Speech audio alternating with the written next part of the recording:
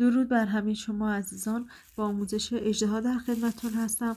برای این کار شما نیاز دارید که یک رنگ رو به عنوان رنگ بدن انتخاب کنید. حالا میتونه رنگ سبز باشه، مثل من صورتی باشه، یا قرمز باشه، هر رنگ که دوست دارید.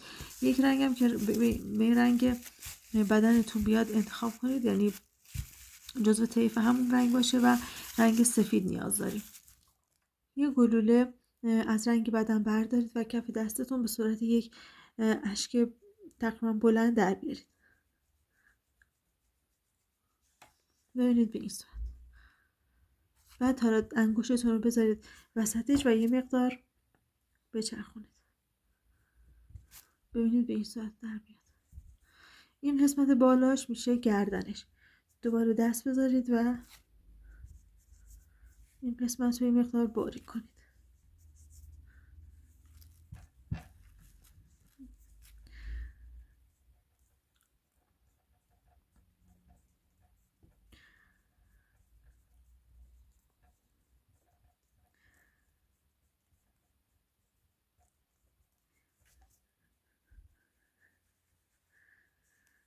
ببینید عزیزان به این صورت از بغل ببینید.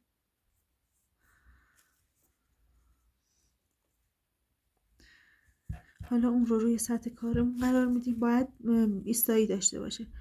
یه مقدار فشارش میدیم. قسمت جلوش حتما برآمدگی داشته باشه که شکم اژدها رو نشون بده.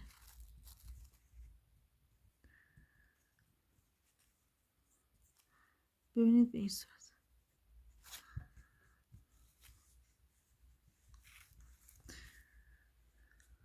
عزیزان این مقدار خمیر سفید رو به صورت یک اشک بلند در بیارید و بعد بازش کنید با استفاده از زیر مبلی.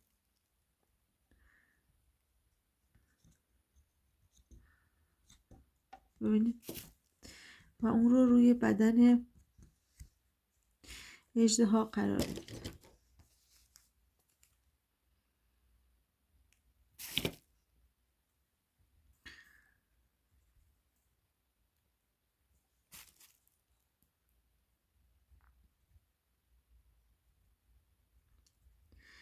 ببینید از بغل به این صورت.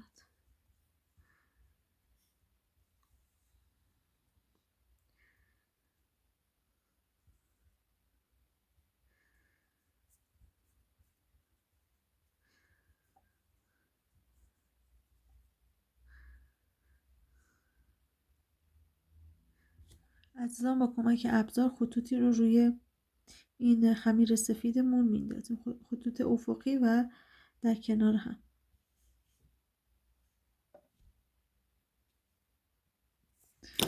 ببینید به این صورت.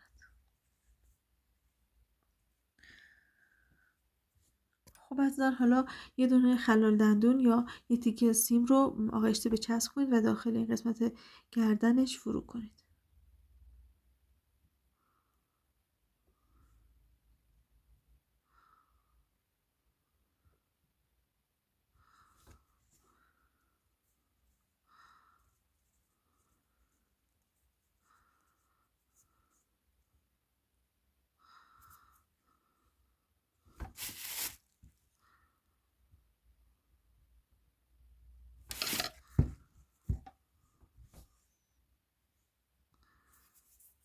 خب عزیزان یه گلوله کوچیک از رنگ بدن بردارید. برای صورت و سرش میخوایم اون رو به صورت یک اشک در بیارید. ببینید این صورت. بعد اون رو سطح کارتون قرار بدید. انگشتتون رو بذارید یک سمتش و با انگشت دیگه‌تون قسمت سر اشک رو مقدار بیارید بالا. ببینید اینجوری. حالا این قسمت رو یه مقداری با چرخوندن بین انگشتانتون باریک کنید. ببینید به این صورت. دوباره این ناحیه رو بیارید بالا که حالت خوابیده پیدا نکنه. ببینید عزیزان این میشه صورتش. ببینید عزیزان به این صورت. خب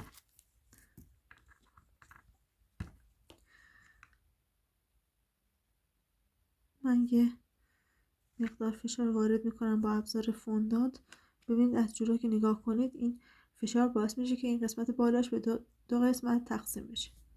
خب عزیزان، شما الان میتونید بیاید با استفاده از همین ابزار فوندانت اینجا رو 2 تا گودی ایجاد کنید و داخلش رو خمیر سفید قرار بدید. اما من مثل همیشه با استفاده از خودکار بیک این ناحیه رو ابزار میزنم و بعد از رنگ آکریلیک استفاده میکنم.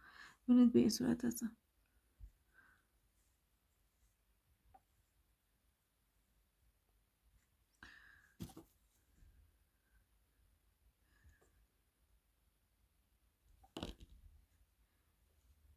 خب حالا روی این قسمت رو چند تا خط میندازم. ببینید اینجوری با استفاده از ابزار داتینگمون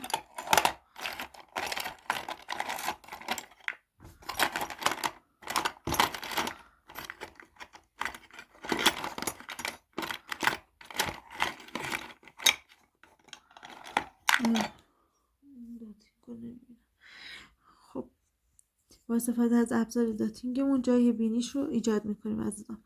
ببینید این 2 تا قسمتی که جلوی پوزش هست در واقع اینا رو مشخص میکنم و با ابزار به سمت بالا میکشم.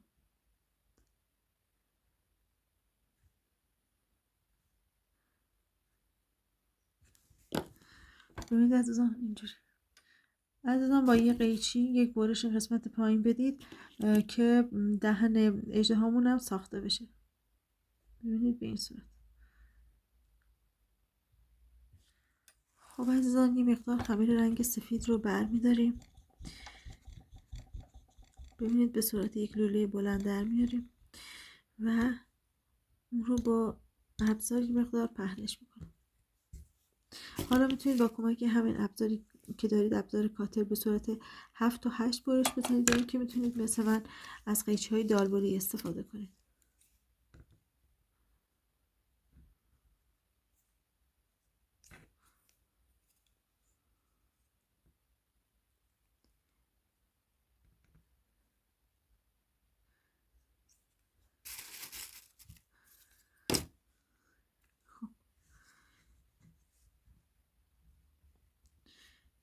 این رو برای دندوناش میخوایم عزیزان.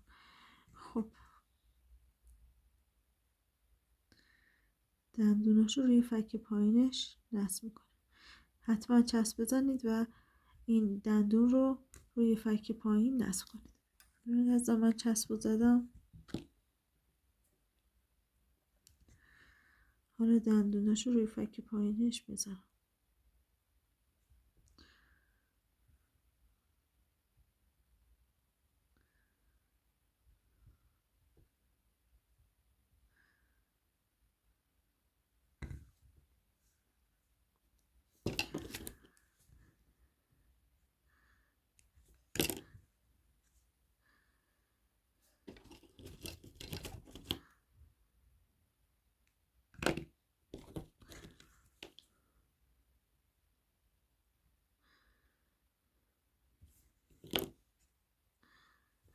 ببینید از به این صورت.